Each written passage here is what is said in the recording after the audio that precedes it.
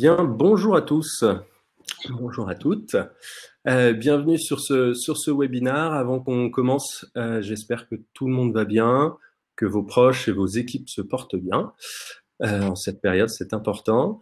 Je vous remercie d'être présent. On va parler aujourd'hui de la relation client et comment s'occuper sincèrement de ses clients en ce moment. Pour ça, j'ai convié Christophe, Julie et Audrey qui vont donc se présenter. Peut-être Julie et Audrey, pour commencer, un peu nous présenter Black Sales et ce que vous faites chez Black Sales. Bonjour à tous. Du coup, Audrey et moi-même sommes Customer Success Manager chez Black Sales. C'est une entreprise qui a pour vocation d'aider les entreprises B2B à prospecter par email. Donc, sous forme de campagne. Et du coup, on a toutes les deux la gestion du portefeuille chez Black Sales. Parfait. Audrey, rien à ajouter? Non, c'est exactement ça. On aide nos clients à décrocher des rendez-vous avec leurs prospects, voilà. Parfait. Christophe, est-ce que du coup, toi, tu es plutôt le statut entrepreneur, en tout cas dirigeant d'entreprise? Tu peux nous en dire un peu plus du coup sur… Oui, je suis un peu plus vieux aussi, hein, ça joue. Donc moi, je dirige deux entreprises, une CNC qui s'appelle CNC sur Customers and Coworkers Laboratory. Donc on s'occupe des clients et des collaborateurs en termes de satisfaction client. Et on a été pionnier en 2011, on a installé les premières bornes. Vous avez peut-être déjà voté dessus, des grosses bornes avec 4 grosses smileys dessus. On démarrait avec Decathlon à l'époque, puis la SNCF, les Galeries Lafayette, des piscines. Et puis aujourd'hui, il doit y en avoir 6000 en France.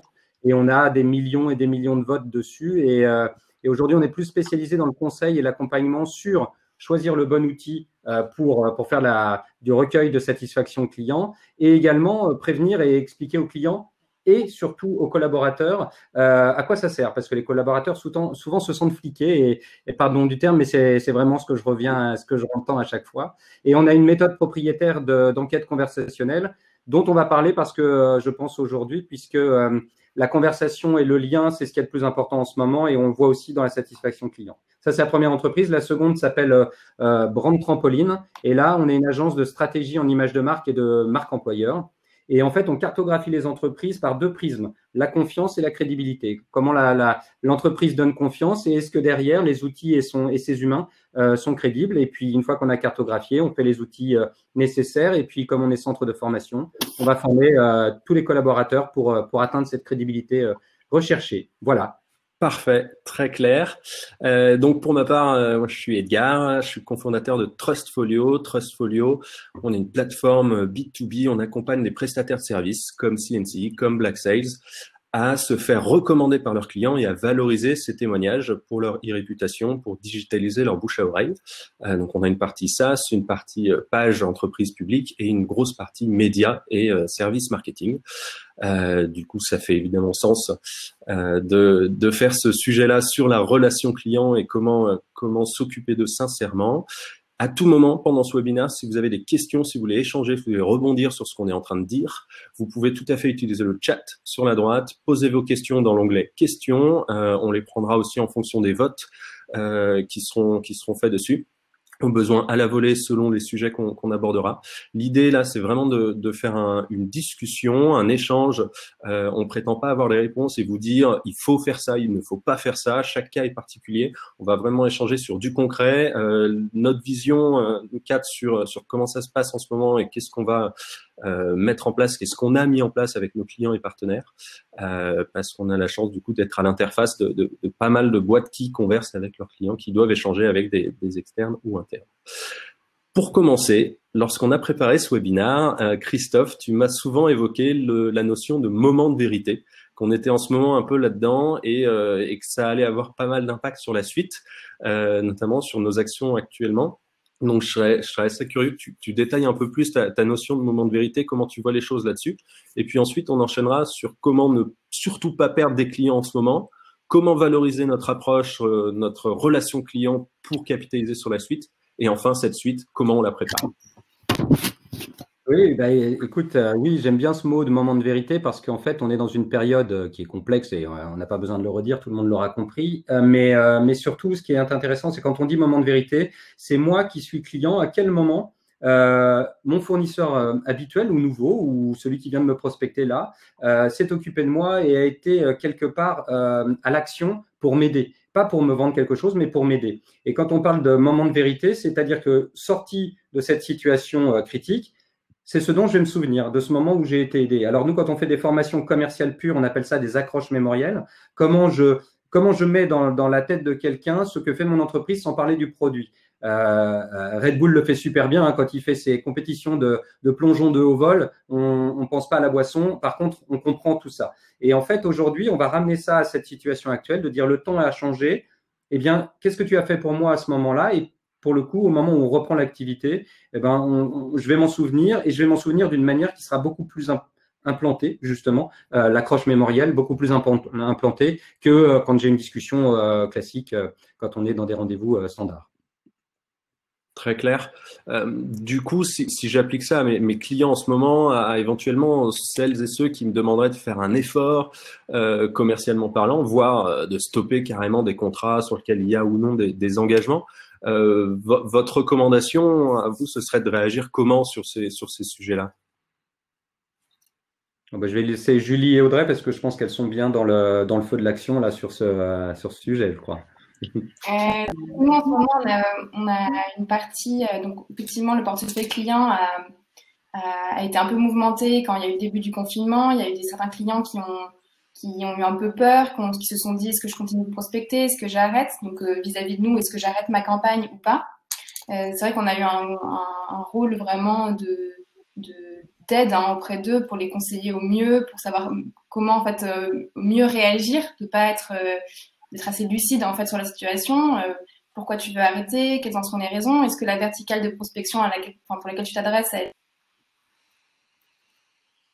très impactée, est-ce que justement tu trouves pas qu'il y a d'autres verticales de prospection vers lesquelles tu pourrais te tourner qui sont en pleine activité en ce moment. On a eu une vraie, dis-moi Audrey si je me trompe, mais on a une vraie partie de consultants en fait où on les a plus questionnés sur leur business au-delà de juste leur prospection avec Black Sales pour essayer de comprendre les enjeux en fait qu'il y avait derrière et de savoir mieux comment réagir en ce moment avec. En fait, avec notre vision globale de notre portefeuille, on arrive peut-être à plus facilement prendre du recul sur tous les business et leur dire moi je vois ça chez un client, est-ce que tu peux pas l'envisager dans ta stratégie? Et je pense qu'avant tout, il y a eu une très grande phase d'écoute. On les a écoutés et on a assez vite essayé d'être aussi lucide que possible pour eux en leur disant là, est-ce que tu peux pas adapter à un nouveau besoin qui est généré par cette période? T'as un produit assez digital, justement, c'est l'occasion de prouver que tu réponds à un besoin. Donc c'était beaucoup d'écoute, je pense, au départ. Ok. Mais du coup, vous avez quand même eu la chance de ne pas être confronté à un arrêt, à une demande de on stoppe tout et je résilie le contrat directement. Effectivement, on n'a pas eu, comme ça a peut-être été le cas pour d'autres activités, on n'a pas eu une espèce de gel de toute notre activité liée au confinement. En revanche, on a eu le cas pour un client qu'on venait de signer il y a à peine 2 semaines, juste avant le confinement, et qui nous a dit je suis désolée, mais là, du coup, je veux pas payer, du coup, le setup d'inscription. Je veux pas commencer maintenant. C'est le seul cas qui est arrivé. Donc, effectivement, on a eu ce qu'on appelle chez nous un onboarding de décalé. Oui. Ouais. Il y a des campagnes en pause, mais pas d'arrêt total du départ client dû à cette crise pour l'instant. Ouais. C'est vrai que pour notre part, chez Trustfolio, ça a été aussi très marginal. Je crois que il y a eu 1 ou 2 clients qui nous ont demandé de suspendre et là-dessus, pour vous faire un petit retour, on en a parlé avec nos investisseurs aussi. Qu'est-ce qu'on fait? Est-ce qu'on accepte dans 100% des cas parce qu'on s'inquiétait? Est-ce que tout le monde va aller nous demander ça? Et on a vraiment pris le parti de faire du cas par cas et d'accepter presque directement la suspension. Puis on en reparle dans 2 mois. Clairement, tant que c'est maîtrisé, c'est vrai que c'était pas vraiment un sujet. On a fait le pari que la flexibilité d'aujourd'hui, ce sera un peu la fidélisation de demain. Mais c'est vrai que c'est pas forcément le possible sur tout. Et j'en viens un peu à nos échanges juste avant ce webinaire de se dire comment est-ce vous avez segmenté vos clients pour justement savoir où porter vos efforts éventuellement, parce que vous avez été force de proposition pour les réorienter, pour les rassurer et du coup pour leur leur proposer de vraiment utiliser le service malgré la période. Comment est-ce que vous avez décidé de les prioriser et de les segmenter? En fait, on a toujours eu notre portefeuille client en tiers. On a le tiers 1, tiers 2, tiers 3. Donc, ils sont plutôt classés en fonction de leur potentiel, on va dire, et en fonction de la taille aussi du client, de l'investissement qu'il nous demande. Donc ça, on a toujours eu. Juste pour aussi expliquer à tout le monde, on a toujours organisé notre gestion du portefeuille en visioconférence. Je pense que ça change la donne aussi, c'est-à-dire qu'on ne rencontre pas ou très peu nos clients de façon physique. Donc en fait, on a toujours continué cette partie visioconférence régulière. Donc je pense que ça va être un enjeu dont on parlera après. Et du coup, dans cette phase d'écoute qu'on avait du coup en visio avec nos clients, il y en a pour lesquels effectivement on a été force de proposition, comme tu disais, on leur a proposé de nouvelles segmentations, des challenges pour arrêter leur business. Mais il y en a d'autres pour lesquels on a été très lucide, comme on disait. Mets ta campagne en pause. Tu t'adresses au retailer, par exemple, arrête, ça sert à rien. Je préfère que tu gardes ton budget maintenant et qu'on en reparle à la fin du confinement ou dès que les retailers réouvriront et seront à nouveau concernés par la problématique. Mais c'est vrai que pour le moment, le sujet, en tout cas d'un point de vue Black Sale, c'est est-ce que tu réponds à un problème aujourd'hui? Sinon, arrête de prospecter. En fait. Ouais, et je pense que ça c'est une bonne chose et ce qui est intéressant dans ce qui est dit et ce que l'on dit là, c'est aussi l'anticipation et on est un peu dans le phénomène de ce restaurant où la cuisine est totalement dans le jus et là on a un couple qui rentre dans le restaurant et on sait qu'on pourra pas les servir avant 20 minutes en fait.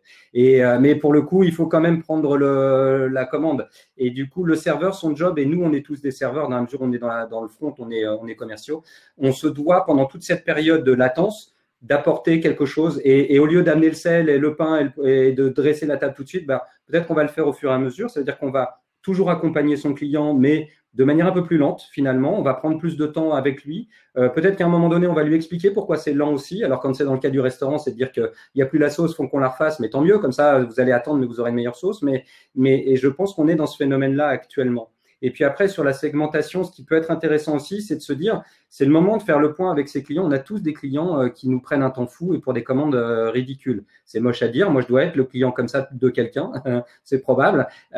Sûrement à la Fnac quand je vais lui poser plein de questions et que je lui achète pas la télé. Mais toujours est-il que ce qui se passe, c'est que ces clients-là, à un moment donné, c'est cela dont il va falloir s'occuper parce qu'on a deux possibilités. Timothy Ferris, dans la semaine de 4 heures, nous le dit, c'est lui, il a viré 80% de ses clients qui étaient pénibles et il a gardé les 20% qui faisaient tout son chiffre d'affaires peu ou prou. Mais je pense que là, c'est une manière aussi de parler à ces clients-là pour aller leur demander à un moment donné si on pourrait pas travailler autrement. Typiquement, celui qui passe des commandes de 20 pièces tous les jours, est-ce qu'à un moment donné, on pourrait pas se dire, tiens, et si tu en commandais 100 toutes les semaines? Moi, ça m'arrange. Et puis là, on va rentrer dans une démarche peut-être où c'est le moment de lui dire, si tu en prends 100 toutes les semaines, je ferai un geste parce que je fais une remise parce qu'il y a une raison. Tu m'en prends 100 maintenant au lieu de 20. Et du coup, on a du temps pour expliquer ça. Donc, ça peut être un des moments forts de segmentation de ses clients et puis d'anticipation. Ok, très clair. Très clair. Donc là, si je devais un peu résumer, pour vraiment respecter l'objectif de 0 client perdu en ce moment, il faut évidemment être flexible, que éventuellement c'est pas forcément la même flexibilité qu'on va accorder à tout le monde et qu'il faut rester lucide là-dessus en fonction de la segmentation, mais aussi tout simplement en étant proactif et en proposant de nouveaux process, de nouveaux services éventuellement, d'appliquer les bonnes pratiques d'un client sur les autres, toujours de façon proactive, et c'est ce que vous avez apparemment bien fait chez Black Sales, et en même temps de tester des nouvelles offres, d'être à l'écoute sur des nouvelles modalités de collaboration, si j'ai bien suivi. Il y a un truc qui est intéressant dans ce que vous avez dit tous les trois, c'est cette notion d'accompagnement et du coup d'approche un peu consultant, alors qu'à la base c'est pas forcément votre métier en tant que tel. Chez Black Sales, au moment où la crise s'est déclarée, qu'est-ce que vous avez fait? Comment est-ce que vous avez réussi un peu à rassurer vos clients et à les recentrer sur la valeur de votre service? Je pense que déjà on a beaucoup de clients sur le digital, avec des outils digitaux, donc qui avaient une vraie réponse à des problèmes qui sont toujours d'actualité malgré cette crise. Donc là on parlait de la répartition du portefeuille en tiers. Il y a eu en fait une repriorisation en fonction des business des clients, et donc ceux qui avaient un business adaptés à cette situation, on les a rassurés sur le fait qu'ils étaient toujours légitimes de prospecter, sans paraître opportunistes, parce qu'il y a un vrai problème et il est toujours présent. Et les autres, ceux qui avaient un business moins adapté, comme on disait tout à l'heure, on a dans le retail par exemple ou dans l'événementiel, là il y a pas, on peut se préparer et mieux préparer une prochaine campagne. Donc revoir des contenus, revoir du ciblage, il y a toujours des choses à améliorer, mais il n'y a pas forcément besoin de continuer la campagne tout de suite. Enfin, c'est même la recommandation, c'est pour l'instant d'arrêter. Il vaut mieux pas se griller, comme on dit, plutôt que de s'acharner et finalement perdre des opportunités. Donc, je pense que ça faisait partie de nos recommandations. En fonction du business, à chaque fois, on s'est mis en effet en position de consultant en disant qu'est-ce que c'est ton business? S'il est adapté, on continue, on adapte les contenus. S'il n'est pas adapté, stop. Ouais, je vois. Et justement, ouais. Oui. Ouais, je disais, pour compléter ce que disait Audrey, on a essayé de vraiment se mettre dans la peau des clients et dans la peau de leur business pour essayer de comprendre encore mieux les enjeux business qu'on connaît déjà parce qu'on les aide à prospecter. Donc évidemment, il faut qu'on comprenne à qui ils s'adressent, quel est le message qu'ils veulent renvoyer, etc. Mais là, c'était presque encore plus pour comprendre, par exemple, OK, là, tu peux plus parler au restaurant, très bien, mais ton business, tu peux t'adresser à d'autres marchés et presque réfléchir en fait à l'oral ou lors de visioconférences avec nos clients à voix haute, essayer de réfléchir avec eux, de brainstormer au final sur comment continuer leur activité. Enfin, c'est au-delà de Black Sales en fait, c'est au-delà de la prospection avec Black Sales, comment faire pour que cette période tu puisses avancer et c'est en ça qu'on pourrait dire qu'on a eu un rôle encore plus de consultant ces dernières semaines. Ok, très clair. Ouais, en fait, c'était le moment de pouvoir échanger. Eux étaient demandeurs, finalement, vos clients. Et vous avez saisi ça. Toi, Christophe, à ce sujet-là, d'être vraiment dans la conversation, dans ce moment d'échange et de poser les questions, quitte à poser les questions qui fâchent, du coup, puisque ça peut mener à l'arrêt du service, de la prestation. Comment tu t'es positionné là-dessus? Nous, si je prends l'exemple de Brand Trampoline, chez Brand Trampoline, on crée des cercles par métier parce que les services que l'on a sont parfois assez onéreux et puis un audit complet, c'est compliqué et puis développer des outils, ça coûte cher. Et puis après, il y a des métiers qui sont comme les métiers, par exemple, dans l'objet promotionnel, c'est une super communication. Hein. La communication par l'objet, c'est pour moi aujourd'hui la meilleure communication qui existe pour avoir ces accroches mémorielles et autres. Et on a créé un cercle avec 35 agences seulement en France. Donc, c'est vraiment élitiste. Et puis, ils sont 2500 à prétendre vendre de l'objet promotionnel. Je dis prétendre parce que tous le font pas de manière hyper pro. Mais ce qui est intéressant par là, c'est que finalement, on a réuni les dirigeants de ces sociétés-là pour qu'ils discutent entre eux de leurs contraintes actuelles. Et en fait, on les a mis ensemble. Ils se parlent régulièrement, mais on se parle comme on se parle quand on fait une réunion parce qu'il y a un salon, etc. Et là, on leur a permis, on a ouvert une fenêtre pour qu'ils parlent de leurs problèmes. Alors là, en tant que chef d'entreprise, le temps partagé ou le télétravail, l'activité partielle, etc., de manière à ce que des gens du même univers puissent se dire les mêmes choses et trouver des solutions parce qu'on est tous un petit peu face au mur. Hein. On a plein de décrets qui tombent, mais en tant que chef d'entreprise, on ne sait pas trop comment aller. Et ça, c'est une façon aussi de quelque part d'être capable de répondre ensuite à ses clients. Parce que quand je suis chef d'entreprise et plus stressé par ça et que j'ai trouvé des solutions, finalement, je m'ouvre à mes clients. Donc, trouver la solution pour eux, les déstresser ou en tout cas leur apporter peut-être un soutien pour qu'eux, de leur côté, ensuite, puissent aussi faire leur job. Comme vous disiez tout à l'heure chez Black Sales, vous les avez orientés vers des nouveaux métiers ou des nouvelles cibles. Je trouve ça hyper intéressant. Et du coup, quand on est libéré du stress de gestion, peut-être qu'on peut s'occuper de tout ça, justement. Ok, donc ouais, il y a quand même deux approches possibles. C'est que même si t'es pas en capacité d'être consultant ou de proposer des choses là-dessus, il y a peut-être une démarche en fait de communautaire, d'animation de communauté avec les clients existants, ne serait-ce que pour les mettre en relation entre eux, quand bien même ce serait pas en lien direct avec tes prestations. C'est intéressant. Concrètement, pour vous aujourd'hui, maintenir le lien, finalement, ça a été la prio numéro 1.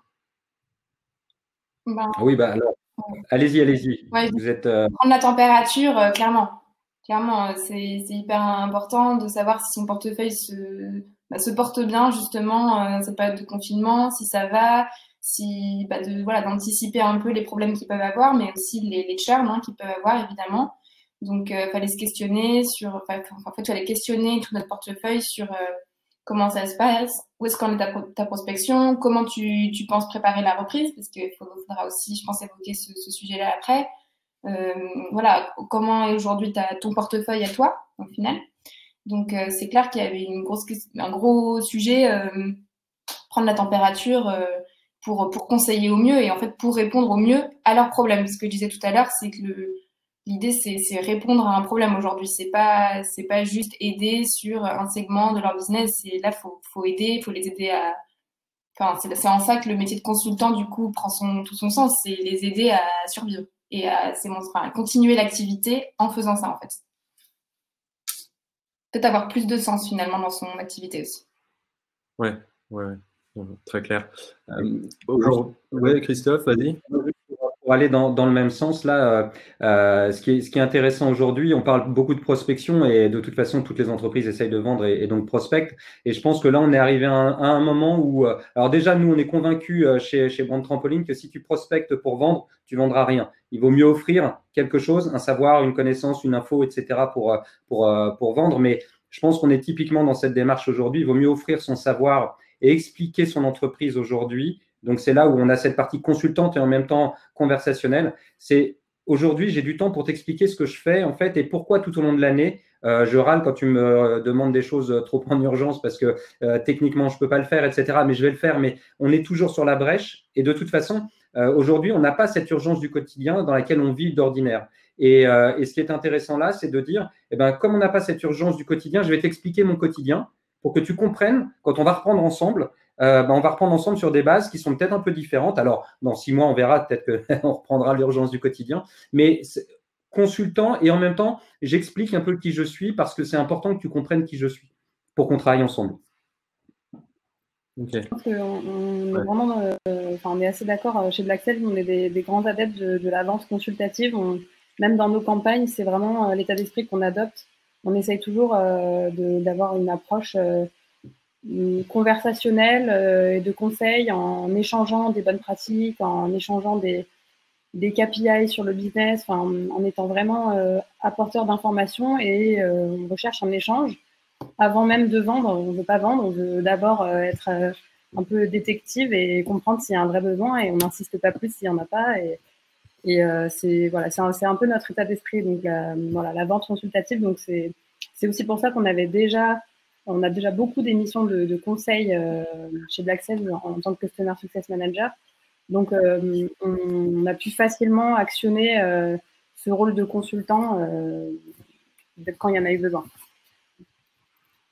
Ouais, et ça a été parce qu'au final, vous avez quand même une tarification aussi à la performance chez Black Sales. Donc, alors oui, il y a eu des arrêts de campagne ou autres, mais sur les clients que vous avez motivés à y aller à fond parce que vous les sentiez pertinents en fait sur plusieurs sujets, finalement, ça a été presque un vecteur d'upsell en fait.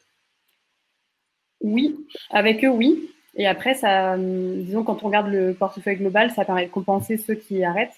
Donc, l'upsell avec eux, oui, mais au global, dans le ressenti dans le chiffre, ça va être voilà, ça va s'étaler. Mais oui, on a des clients qui profitent, c'est même pas le terme profiter, mais qui sont d'autant plus légitimes actuellement, donc ils vont dans la brèche et qui proposent leurs services plus que d'habitude. Ouais.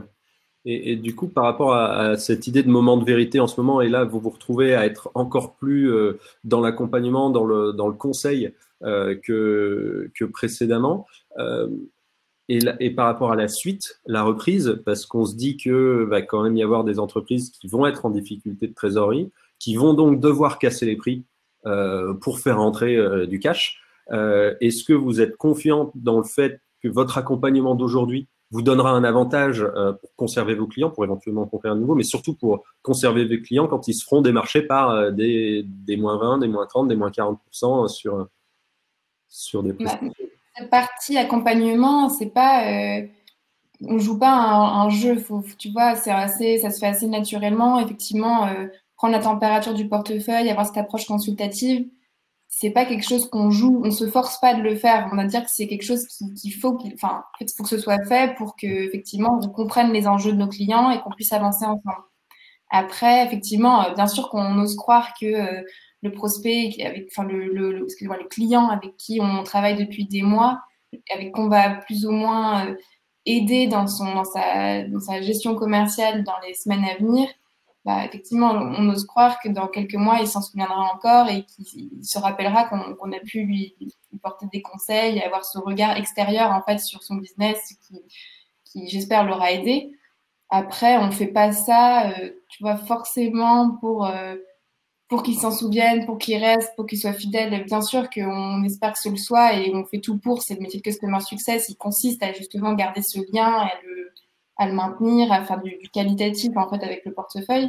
Après, je pense qu'il faut pas forcer le truc, tu vois. Si tu n'as jamais fait de ta vie de visio avec tes clients, je suis pas sûre que ce soit judicieux de se lancer sur le sujet maintenant, quoi.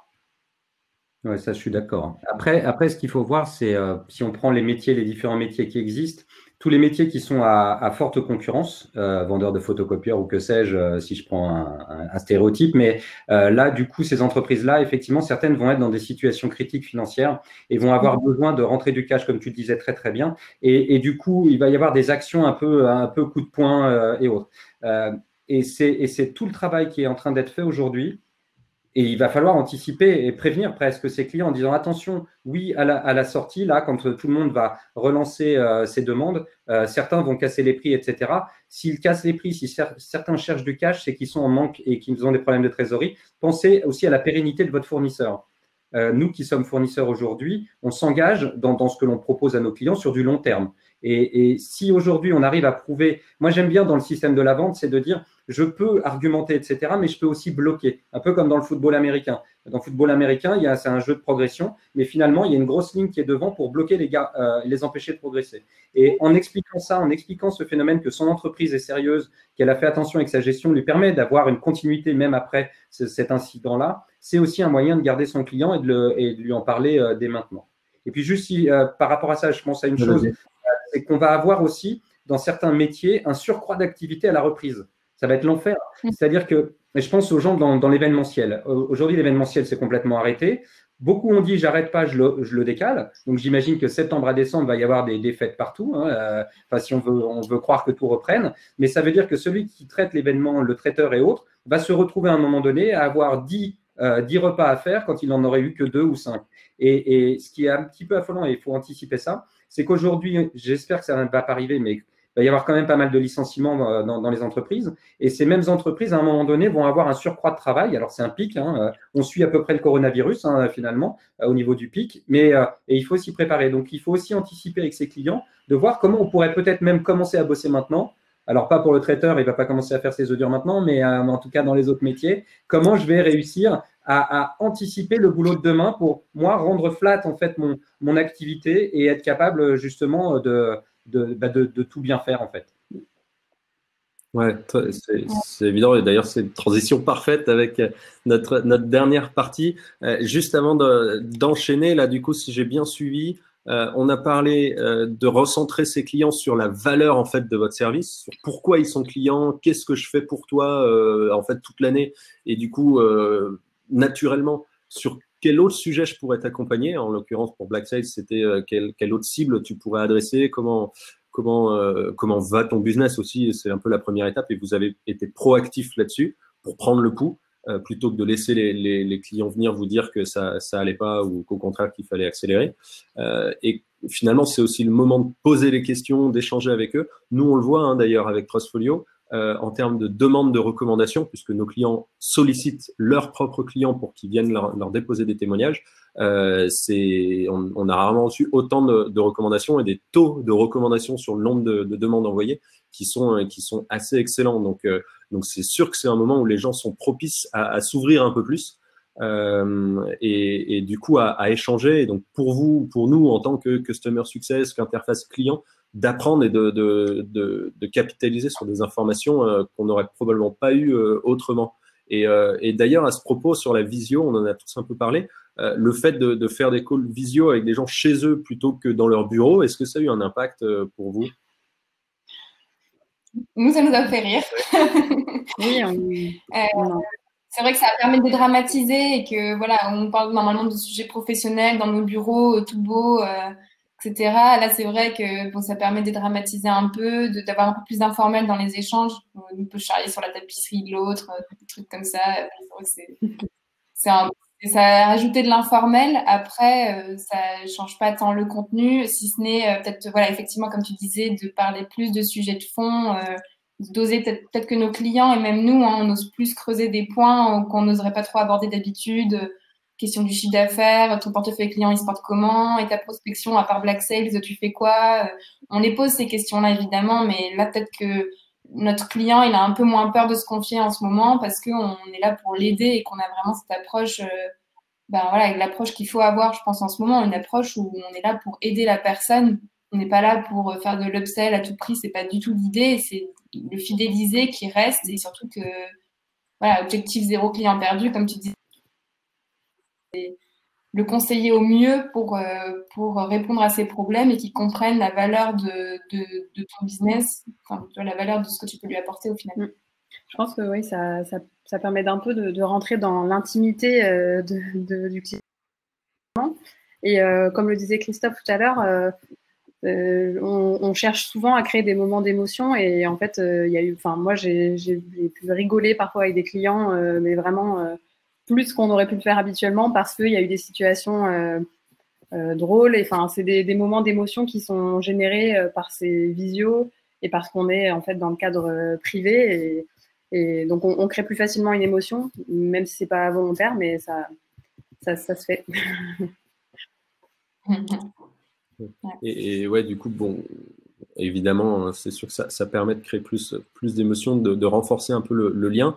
Tout ça, c'est en ayant en tête quand même la reprise. Hein. On croise les doigts, mais on est certain qu'elle arrivera. Vous l'avez évoqué tous les trois, le fait qu'il y a probablement à être attentif à une éventuelle guerre des prix ou en tout cas à une concurrence un peu plus rude et donc ne pas forcément avoir peur de parler à nos clients du fait que bah ouais, tu vas être confronté à ça, pense-y, n'hésite pas à être transparent avec moi si tu reçois tel ou tel démarchage, si tu envisages de regarder ce qui se fait ailleurs. Évidemment, rien ne te l'interdit, mais sois transparent et c'est effectivement une période où on peut se permettre de le demander. Et en même temps, d'anticiper une reprise très forte et donc d'être vraiment sous l'eau en termes de suivi, support et d'accompagnement client. Là-dessus, du coup, on peut se dire aussi que c'est le moment de prendre le temps, de revoir un peu nos process, de se former, de refondre notre parcours, notre onboarding, tout ça. Est-ce que vous avez abordé ces sujets, vous, déjà, ou est-ce que vous comptez le faire là, à court terme? Oui. Ouais, chez Black Sales, effectivement, ça a été un sujet. D'ailleurs, pour donner un exemple très concret, nos objectifs du premier trimestre, c'était des objectifs quantitatifs. Donc, voilà, je sais pas, générer tant de CA, etc. Les objectifs du second trimestre sont tout autres puisque ça va être d'analyser chacun de nos process, chacun de nos missions, chacune de nos tâches même et de l'améliorer. Donc, on est très loin du quanti, ça va être beaucoup plus des objectifs qualitatifs. Donc, on est carrément dans cette optique-là d'améliorer nos process pour préparer la reprise et être plus performant, plus scalable aussi, c'est-à-dire avec la même force humaine, être capable d'engorger peut-être effectivement un pic, comme le soulignait Christophe, lors de la reprise. Donc voilà, on va vraiment travailler là-dessus. Donc effectivement, je pense que c'est le moment de revoir ses process de manière générale. C'est le moment d'améliorer sa performance en fait. C'est peut-être la chose le plus à creuser et son service pour être plus près de ses clients, plus performant, comprendre peut-être mieux leurs enjeux pour répondre au mieux à leurs problèmes. Encore une fois, il faut répondre à des problèmes en ce moment. Et ça, vous le faites dans votre coin ou vous le faites un peu avec vos clients? Comment ou... Pour l'instant, on vient de commencer. On fait d'abord, là, on est dans la phase de listing de toutes les tâches qu'on fait tous, dans toute l'équipe. Et on va essayer de s'harmoniser pour améliorer des choses et que chacun apporte son avis pour améliorer les process.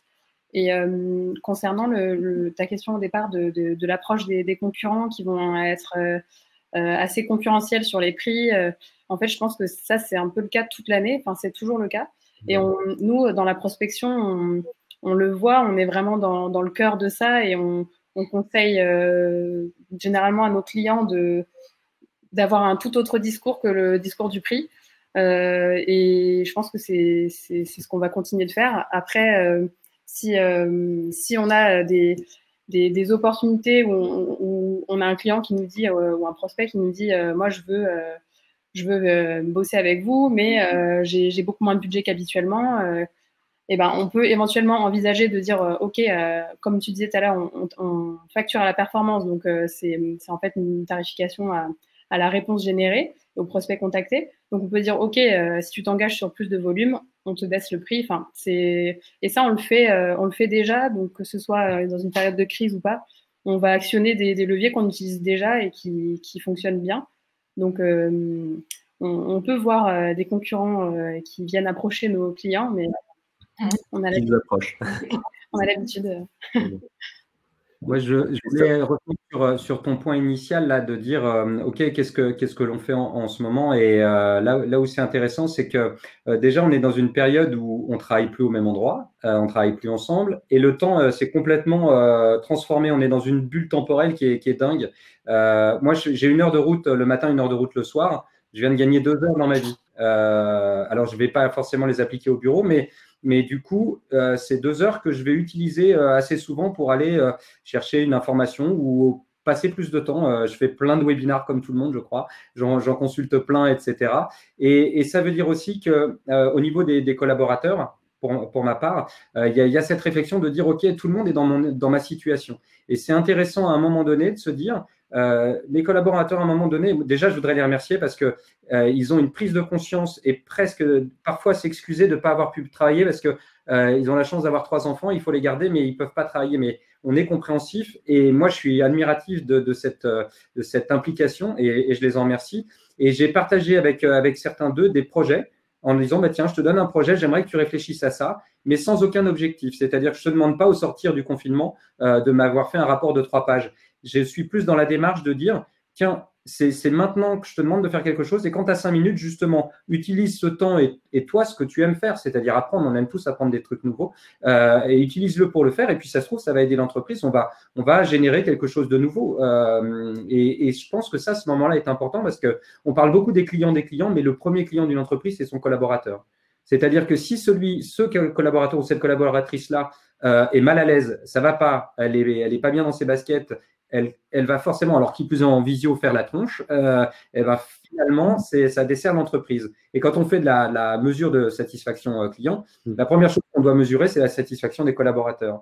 Et ben, on est exactement dans cette même démarche. Et quand on voit là tout le monde qui a envie de faire un webinar, qui participe, c'est pas simple comme exercice, mine de rien, et qui se motive et qui y va, on se dit, waouh, c'est cool, parce qu'on est vraiment dans une période où tout le monde comprend, mais en même temps, tout le monde va de l'avant, beaucoup plus qu'on aurait cru et beaucoup plus qu'on ne pourrait le trouver au sein de l'entreprise.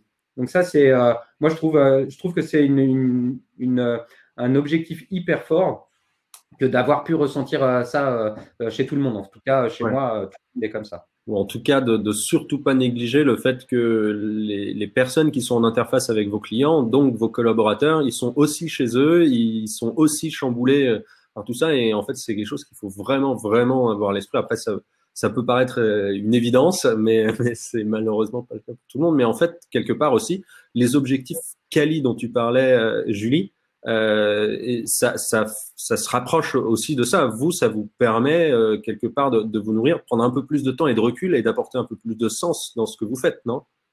C'est une réelle introspection sur tout ce que fait Black Sails, quoi, tout le service, tout ce qu'on propose, et d'essayer de l'améliorer au mieux. Alors, je voyais la question de Thomas là, qui disait si on avait des sources, des blogs, des sites, des sources d'inspiration pour améliorer notre process de suivi de relations clients. Aujourd'hui, on n'est qu'au début encore de ce découpage, de ce saucissonnage, on va dire, de nos process. Mais pour le moment, les problématiques, on va répondre en priorité aux problématiques clients qu'on rencontre au quotidien. Donc, que ce soit un ciblage parfois pas suffisamment précis, pour notre cas, on va par exemple, prioriser cette partie ciblage de nos campagnes pour qu'elles soient plus précises, qu'on ait de la meilleure donnée dès le début. Mais après, effectivement, on creusera très probablement le sujet avec des blogs, des sites, des bouquins. C'est certain qu'il va falloir qu'on se nourrisse un peu de ce qui fonctionne à côté. Il y a une chose qui est intéressante avec la question de Thomas, là, c'est qu'une fois de plus, on est OK, process de suivi et de client. Et dans toutes les entreprises, il y a une chose qu'il faut, je pense que c'est le moment là pour prendre le temps d'aller sur ce qu'on appelle, on l'a lu beaucoup, le marketing, c'est sales et marketing qui travaillent ensemble.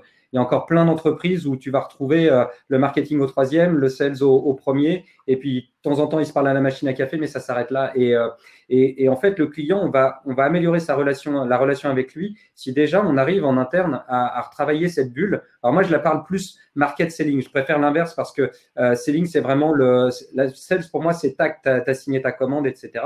Le selling, c'est vraiment tout ce qui est là. On voit avec Black Sales la prospection, la préparation, le savoir de ses produits, etc. Plus le marketing qui travaille ensemble. Et aujourd'hui, je pense qu'il y a une communication d'entreprise qui doit se remettre en place pour se dire, tiens, quand on part sur quoi tous ensemble? Et du coup, toute l'entreprise, et quand on parle, nous, de crédibilité chez Brand Trampoline, c'est ça, c'est l'entreprise complète qui parle d'un même sujet et qui va valider à chaque fois que le client va aller sur le site web, sur les réseaux sociaux, le blog, va voir que ce qu'a dit le commercial, tiens, toute l'entreprise en parle. Donc, c'est vraiment ce vers quoi je vais aller. Et en fait, avoir une communion de messages, c'est aussi, je montre ici parce que je vois la question là, c'est aussi la relation client qui en bénéficie. Donc ça, c'est hyper important de focaliser bien sûr sur le client, mais de se dire que le client ne peut bien lui parler que si en interne, déjà, on parle bien entre nous. Et après, on aura ce suivi-là. Donc la période est hyper propice. Oui, je suis d'accord. Ouais. C'est un moment de grande amélioration pour tout le monde. Et ça va jusqu'au client. Moi, j'ai des clients, ça fait un moment qu'on sait qu'on s'est mis d'accord, on sait qu'on doit améliorer des contenus, qu'on doit retravailler quelque chose et on est d'accord. Et à chaque fois, il y a un échange. Ok, j'ai fait ça, toi t'en es où? Et en fait, là, c'est le grand moment où, ok, on se prend 1 heure, alors que d'habitude, j'ai 1/4 d'heure, j'ai pas le temps, c'est la course, qu'est-ce que tu veux me dire? Et en fait, là, on prend le temps, qu'est-ce qui a marché? On a beaucoup plus de temps pour s'améliorer et c'est une amélioration à grande échelle et ultra qualitative. Donc, c'est vraiment propice, chez nous, en tout cas, tout en continuant de servir les clients qui sont tout autant dans le rush parce qu'ils sont dans une période très importante pour eux. Et donc, d'un côté, on est complètement dans le rush et d'un autre, on est dans l'amélioration, dans le qualitatif. Donc, il faut jongler entre ces deux aspects. Ouais, c'est clair.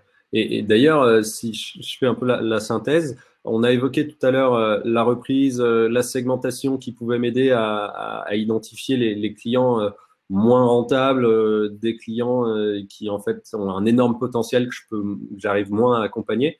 Est-ce que vous, aujourd'hui, vous êtes amené à vous poser là-dessus sur vos collaborations actuelles, les contrats, les modalités, ou pas encore? Est-ce que vous pensez le faire? En fait, il y a des clients pour lesquels on sait que le business en ce moment il est en pause, donc même si c'était un tiers 1, on s'est mis d'accord avec eux, on s'est dit ok, on reprend ça dans 3 semaines.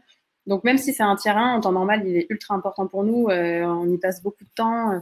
Et en fait là, on s'est mis d'accord entre nous, ok, on arrête et on se concentre peut-être sur un tiers 3 qui finalement a beaucoup de demandes, a beaucoup de besoins en ce moment. Ok. Et après, si on va au-delà du département Customer Success, si je puis dire, on a des tiers 1, par exemple, qui sont en pause. Donc, effectivement, il n'y a plus d'activité opérationnelle avec eux. En revanche, on profite de ce moment en calme pour préparer la reprise de leur campagne. Donc, typiquement, nous, ça fonctionne avec des campagnes qu'on recharge de prospects. On en profite pour charger avec des nouveaux prospects super qualitatifs, de prendre le temps d'avoir un sourcing vraiment au top du top pour qu'à la reprise, les campagnes soient optimales pour le client. Donc, en fait, même si dans l'opérationnel, c'est figé, disons que au niveau back-office, on continue à bosser quand même sur ce tiers 1 pour que quand ça va reprendre, la satisfaction soit maximum. Ouais, pour pas avoir d'inertie ou de décalage dans le délai là-dessus. Ouais. Et on arrive bientôt là sur la fin. Il nous reste en théorie plus qu'1 minute. Mais de tous nos échanges, là, j'ai l'impression qu'on a un peu évoqué le fait qu'en ce moment, c'était une période plutôt propice à la bienveillance, à un peu plus d'humanité dans les échanges habituels. Vous pensez que ça va durer combien de temps, ça? Oh là, c'est une bonne question. Moi, je pense sincèrement qu'on parlait des moments de vérité et j'ai dit à un moment aussi qu'on avait l'urgence du quotidien. Il est probable que ça dure un 4, 5, 6 mois, mais qu'après, le système économique fasse qu'on repart dans l'inertie de l'économie et que du fait… 4-5 mois à partir de la reprise, hein, on est bien d'accord. Ouais, à partir de la reprise, et je dis allez 6 mois parce que ça va, c'est quand même lourd ce qu'on vit là et du coup on va reprendre ça. En revanche, restera ce que vous avez très bien dit Julie et Audrey, va rester ces moments où oui, je me suis moqué de ton papier peint, oui, je t'ai apporté quand même de l'info. Oui, j'ai anticipé le fait que tu allais pendant 2 mois pas utiliser mon service et c'est moi qui t'ai dit qu'on allait le bloquer à ce moment-là. Ça va rester. Donc, je pense qu'on a mis des accroches mémorielles là pendant cette période. C'est le moment de mettre ces accroches mémorielles. On aura de la concurrence, on aura des concurrents derrière, etc. En revanche, ce qu'on aura été capable de faire aujourd'hui, on n'aura pas d'autres possibilités pour le refaire ou le prouver. Et je pense que c'est ça. Mais il me semble quand même, et on l'a vu avec des crises, alors je fais mon vieux pépère, mais on l'a vu avec des crises économiques qui ont eu lieu il y a quelques années, oui, à un moment donné, c'est l'enfer. Et puis, finalement, ça a repris et on voit que l'humain s'adapte vachement vite. Hein. Donc, regardez, on est tous chez nous et finalement, on trouve des solutions et on se parle par visio, etc. Donc, je pense qu'au bout de 6 mois, ça aura repris. Mais c'est maintenant qu'on prépare les 6 prochains mois. Et tu disais, c'est maintenant aussi qu'on crée des nouveaux contrats, qu'on pense pour le bien-être de son entreprise aussi, pour qu'elle perdure et puis qu'elle s'améliore du coup. Très clair. Moi, je pense que c'est toujours enfin, en tout cas, nous, on a des relations assez humaines avec nos clients. Bon, c'est vrai que là, c'est exacerbé parce que la situation de crise fait que on resserre les liens. Mais moi, j'ai toujours ressenti beaucoup d'humain avec mes clients. Après, parfois, oui, il y a le rush qui fait que on n'a pas le temps de… Voilà, on va à l'essentiel. Et il faut aussi savoir aller à l'essentiel parce que quand le client n'a pas le temps, il faut qu'on arrive à avancer le plus vite possible et donc répondre à son besoin d'urgence. Mais je pense que l'humain, la période exacerbée, là, va peut-être s'arrêter, mais pour moi, il y a toujours de l'humain dans les relations commerciales. Donc, je veux croire que ça va continuer. Ouais, peut-être que c'est pour les boîtes justement qui ont un peu déshumanisé la gestion de leur portefeuille, ouais. qui ne prennent pas souvent, justement, on parlait de prendre le pouls ou la température tout à l'heure. Peut-être que pour les boîtes qui ont peu l'occasion de le faire, c'est l'occasion de réintégrer ça dans leur routine. Pour notre cas de Black Site, effectivement, on a nos clients tous les 10 jours, on a une visioconférence, avec tous les 10 à 15 jours, on a une visioconférence avec eux. Donc, on les suit de près et vraiment, on a vocation à continuer à le faire. Donc, je pense que pour notre cas, si ce n'est moins d'informel dans 6 mois dans les conversations, ça ne changera pas tant que ça. Mais peut-être que pour les entreprises qui n'ont pas peu l'occasion de parler à leur portefeuille, c'est l'occasion d'intégrer ça dans la routine, sans forcément le forcer. Si tu n'as jamais fait de visio, c'est peut-être pas l'occasion de le faire, mais peut-être passer des appels plus réguliers ou trouver des moyens d'être peut-être plus présent, d'être plus humain. Ça peut être une bonne évolution post-corona. Ouais, et puis la pire chose, en fait, ce serait de le faire que maintenant et de ne pas continuer après. Parce que là, ça fait vraiment… ça sert à rien de l'avoir fait déjà, et puis ce serait vraiment forcé, tout sauf naturel et efficient. Parfait. Écoutez, je crois qu'on a fait un bon tour. Pour les participants qui sont en ligne, on fera un récap écrit avec le replay qui sera disponible quasi instantanément à la fin du webinaire. Mais juste du coup, pour repasser sur les gros points de ce qu'on s'est dit. Premièrement, la flexibilité, c'est la fidélisation de demain, aujourd'hui, et il faut être flexible. Ça ne veut pas forcément dire du discount, ça ne veut pas forcément dire du gratuit pour tout le monde. C'est proposer des nouveaux process, des services, appliquer les bonnes pratiques d'un client sur les autres, tester éventuellement des offres, et aux fonctions aussi de la segmentation que vous avez mis en place ou que vous mettriez en place en ce moment. De l'autre côté, il faut recentrer absolument vos clients sur la valeur de votre service. Donc, pourquoi est-ce qu'ils sont clients? Et c'est en les amenant à se poser ce genre de questions, en étant proactif sur ces sujets, que vous identifierez des leviers, hein, si j'ai bien compris un peu votre message à vous trois. C'est une posture un peu de consultant, qui en même temps, avec la reprise qui peut s'annoncer plutôt vive ou plutôt concurrentielle, c'est pas négligeable d'insister là-dessus, de créer ces moments, ces instants mémoriels, comme tu disais, Christophe, pour la suite, pour qu'on se souvienne de ces moments-là, de ces bons moments pour la suite. Et en parlant de la suite, vous m'avez dit de bien préparer cette reprise, de s'organiser, de reprendre nos process et surtout de comment on fait les choses, comment est-ce qu'on peut mieux les faire. Si j'ai bien compris votre démarche chez Black Sales, en ce moment, c'est vraiment ça, hein, au-delà de lister tout ce qu'on fait, c'est vraiment comment est-ce qu'on peut mieux faire ce qu'on fait actuellement pour nos clients.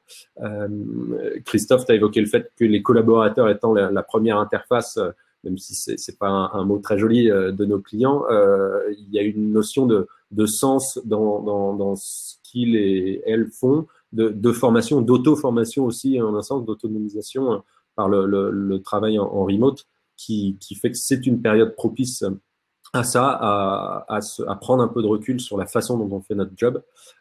Et que du coup, c'était. Après, j'ai senti un avis un peu plus partagé sur la suite, sur combien de temps ça va durer, combien de temps le business as usual, dans combien de temps est-ce qu'il reviendra tel qu'il était avant. Mais c'est vrai qu'on peut croire en tout cas que. Ouais, tu disais. Pardon, peut-être parce qu'on est jeune et naïve. Non, ça dépend des clients. Ça va dépendre des clients surtout et des marchés. Ouais. C'est ça. Oui. Non, mais moi, je veux y croire aussi. Je veux y croire avec vous. Il n'y a pas de raison. En tous les cas, si on est entre nos trois boîtes font cette approche client, en fait, le faisait avant la crise. Et donc, l'enseignement, c'est que si vous ne le faisiez pas, c'est le moment de le faire, mais de le faire vraiment sincèrement. Et la preuve de l'avoir fait sincèrement, c'est que vous le continuerez après. Donc, l'idée de se former, de se prendre du recul, c'est aussi en vue de construire ça. Est-ce que vous souhaitiez peut-être ajouter quelque chose avant que je termine cet échange? Il y avait juste un point dont on avait parlé entre nous, et je crois que tu avais eu cette question-là, c'est la notion de dire, est-ce qu'aujourd'hui, si j'essaye de vendre quelque chose, je me positionne en opportuniste ou quelle est mon image en fait cette notion de communication. Ouais, j'ai repensé à ça et cette idée du bal là où tout le monde rentre dans le bal et tout le monde est surpoli, tout le monde se dit bonjour deux fois au cas où on n'aurait pas entendu que je l'avais dit et puis on va se redire merci. Et finalement, on est dans un univers aujourd'hui où tout le monde sait qu'il faut être bienveillant, tout le monde sait que on voudrait tous ne pas avoir l'air d'être opportuniste, mais de vendre parce que il y a demain. Donc, et je me suis dit finalement, celui qui va bien le faire, celui-là, on va tous être jaloux de lui. Donc, il y a un moment donné, parce que c'est lui qui a osé y aller, quoi. Et il l'a bien fait. Donc, mais ça, c'est un peu comme les rockstars. Il y en a un sur 10 000. Mais toujours est-il que je pense qu'aujourd'hui, personne n'est opportuniste dans la mesure où il pense à la continuité. C'est-à-dire que dans la mesure où tu penses à dans 6 mois, il n'y a pas de notion d'opportunisme et je pense que ton message, il sera d'autant plus naturel que la bienveillance est là chez tout le monde aujourd'hui et que tout le monde comprend, on est tous dans ce cas-là. Il n'y a pas une entreprise qui n'est pas aujourd'hui pour vendre quelque chose. Donc, on comprend tout ça. Donc, je pense que le naturel est le meilleur outil aujourd'hui pour dire, OK, on continue. Oui, moi, je fais de la com. Oui, moi, je fais de la formation. Oui, moi, je fais ci. Mais bah oui, on va continuer. Donc, c'est peut-être pas maintenant, mais on va continuer. Et je pense que finalement, on a tous la notion de n'est opportuniste que celui qui ne le fait pas avec, qui n'a pas une démarche naturelle et bienveillante aujourd'hui. Oui. Donc, il n'y a pas cette crainte à avoir, je pense, réellement. Je suis assez d'accord. Et puis, il y a aussi l'envie de faire perdurer nos entreprises respectives. Donc, il n'y a aucun mal, je pense, à vouloir continuer nos activités et pour ne pas paraître opportuniste, nous, dans le cadre de la prospection, c'est être certain qu'il y a un besoin actuellement, cibler la bonne personne avec le bon message et il n'y a aucune raison de paraître opportuniste et en effet, celui qui va réussir à ne pas l'être et qui va continuer de vendre dans ce cadre-là, il a tout compris. Et on a actuellement, nous, des campagnes chez de nombreux clients et on voit des réponses très qualitatives. Les gens prennent le temps de dire, c'est pas forcément la période. Il y a différentes réponses, hein, donc il y en a, c'est pas la bonne période, j'ai pas le budget, mais merci beaucoup de m'avoir contacté. C'est un vrai besoin chez nous. On vous rappelle quand on aura identifié un budget ou voilà, ça dépend des campagnes, mais quand c'est pas le moment, Et généralement, ils savent le dire poliment. Et si c'est bien amené, il n'y a pas de froid dans la relation. Enfin, en tout cas, nous, on n'en voit pas. S'il y a des réponses, ça c'est en prospection par mail, il peut y avoir des réponses échaudées, mais ça c'est le quotidien. C'est classique, ouais. Et du coup, en fait, appliqué aux clients, c'est vrai qu'adopter une logique high touch, donc enfin poser les questions, être proche et justement être certain qu'il y a un besoin finalement, parce que c'est de ça que tu partais, c'est l'étape numéro 1. Oui. Top. Eh ben, écoutez, merci beaucoup à vous trois. Merci à toutes et tous de votre participation également, pour ceux qui sont encore en ligne. Je vais donc clore ce webinaire et le replay sera disponible instantanément et nous vous enverrons évidemment un petit récap textuel d'ici demain. Merci à tous. Bonne fin de journée. Merci. Ciao tout le monde. Au revoir. Bonne soirée.